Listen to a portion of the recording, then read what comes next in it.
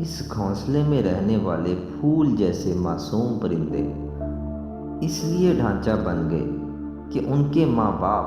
جو ان کی خوراک کے لیے گھونسلہ چھوڑ کر گئے تھے، وہ کسی بگڑے رئیس زادے، کسی سردار وڈیرے یا شکاری شخص کی گولیوں کا نشانہ بن کر ان کی عیاشی اور خوراک بن گئے۔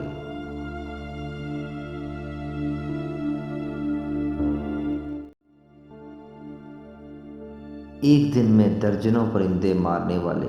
یہ بات کیوں نہیں سمجھ پاتے کہ شکار کے نام پر معصوم پرندوں کی نسل کشی یا ان کا قتل عام بھی ایک ظلم ہے، جس کا مہذب معاشروں میں نہ صرف تصور ہی کیا جا سکتا ہے بلکہ قانوناً جرم بھی ہے۔ معصوم پرندے مارنے سے پہلے